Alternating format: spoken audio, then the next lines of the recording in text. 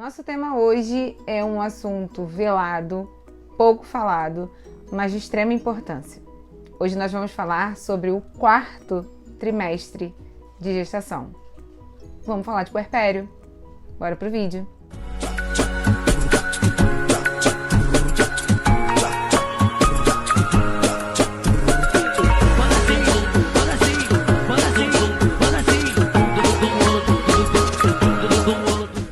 Nosso assunto hoje é um assunto relevante, pouco falado, às vezes contraditório, mas de extrema importância na vida da mulher que acabou de ter o neném.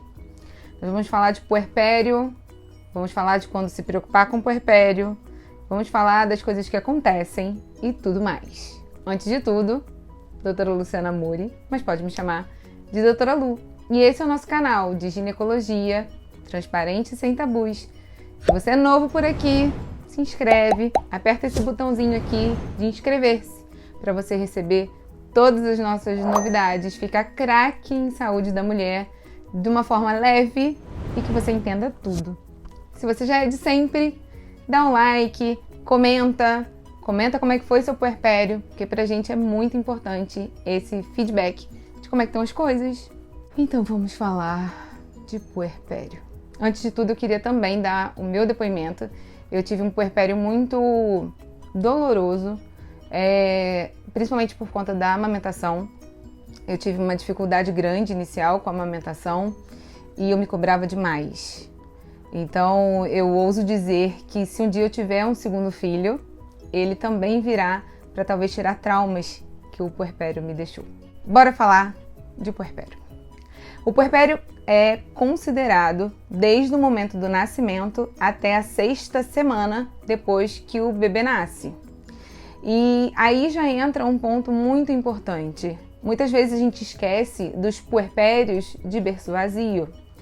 Nós não falamos, negligenciamos as pacientes que por perdas ou iniciais ou médias ou finais de gestação não podem levar os seus bebês para casa e passam por todas as oscilações hormonais sem ter o bebê no berço. Então esse para mim já é um ponto que tem que ser considerado muito relevante. Se você está próximo a uma pessoa que infelizmente não teve um desfecho gestacional legal, cuide dessa pessoa, porque ela com certeza precisa de todo o apoio e carinho que todo mundo puder dar. Então, nessas primeiras 6 semanas, muitas oscilações hormonais acontecem, a gente tem uma privação de sono imensa e a gente está de frente para o nosso maior desafio, que é criar alguém que a gente ama tanto e já amava às vezes sem nem conhecer. A gente não traz um manual de instrução de como ser mãe ou pai. A criança, quando nasce, a placenta não é um livrinho para você ler como criar a criança. Isso tudo é muito feeling.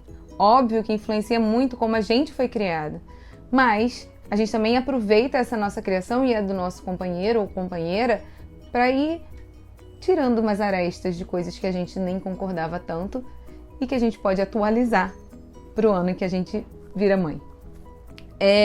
Vale a pena a gente ressaltar que é uma fase de que a gente vinha com um aporte, às vezes, nutricional e alimentar muito mais disciplina da gravidez e que por conta de todo o rolê ali, depois que o neném nasce, dificuldade de dormir, dificuldade de cuidar da casa, dificuldade de se cuidar, a gente começa a perder essa qualidade de reposição e alimentação. Fica muito de olho nisso, porque às vezes a sua qualidade de vida, com o humor, o tiquinho de sono que você consegue dormir, teus aspectos mesmo de disposição e tudo mais podem estar muito atrelados a você conseguir manter uma rotina minimamente disciplinar com relação a água, comida e suplementação. Então, depois do seu parto, não deixe de tomar suas vitaminas. Conversa com o seu médico para você fazer uma manutenção ou um novo esquema para o puerpério. Isso faz muita diferença na qualidade do seu puerpério. Um outro ponto de muita importância é a amamentação. Como eu disse, esse talvez foi o meu grande trauma. E eu digo sempre que depois que a gente vira mãe, é nosso dever dizer a outras mães que tudo passa. Óbvio que o que aconteceu comigo e com a Maia não necessariamente vai acontecer com você e seu filho, ou com você de rede de apoio que está acompanhando alguém com um filho. Mas a gente tem que dar a nossa experiência para às vezes mostrar que algumas coisas elas são normais, elas são possíveis e que passa. tudo passa. Então a amamentação é outro ponto que deve ser levado em muita consideração.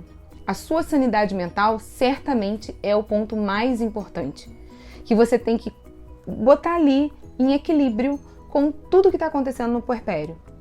Então, aleitamento exclusivo sempre é o preconizado pela Sociedade Brasileira de Pediatria, é o preconizado pelo Ministério da Saúde, é o preconizado por nós. Eu fiz aleitamento exclusivo. Mas às custas de quê?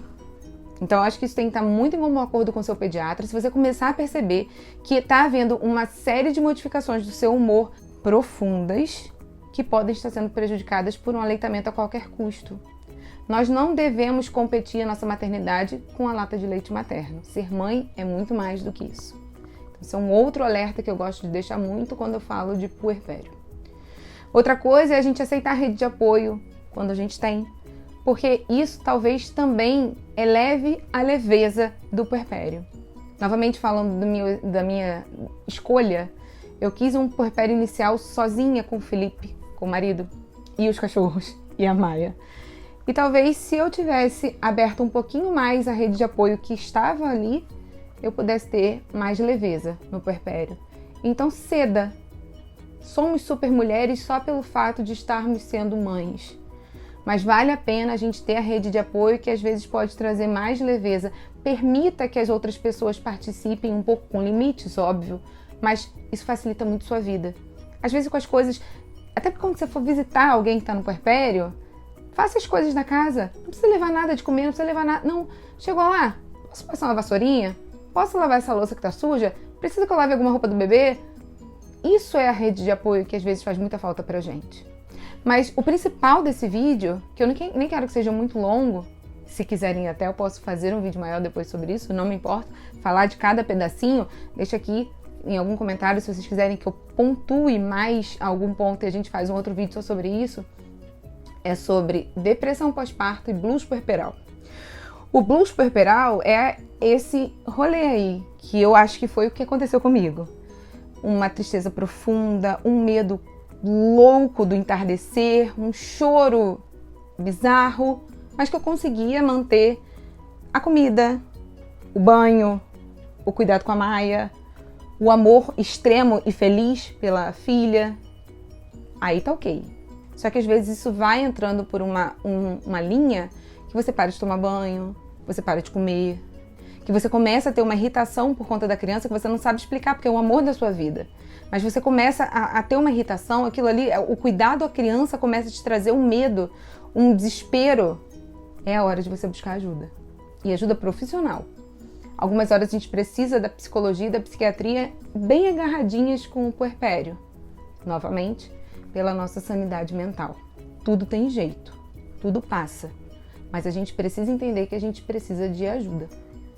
Então, se você estiver passando pelo puerpério ou conhecer alguém que esteja passando e que precisa ouvir o que eu estou dizendo aqui, manda esse vídeo para essa pessoa, deixa aqui nos comentários. Se estiver precisando de ajuda, como mãe e como médica, eu estou aqui à disposição.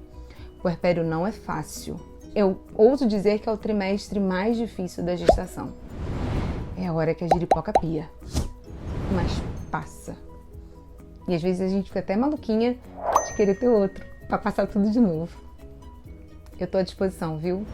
E se você gostou desse vídeo, curte, compartilha, deixa seu comentário do que você achou mais importante sobre o puerpério e sobre o que vocês querem que a gente fale mais por aqui. Até a próxima!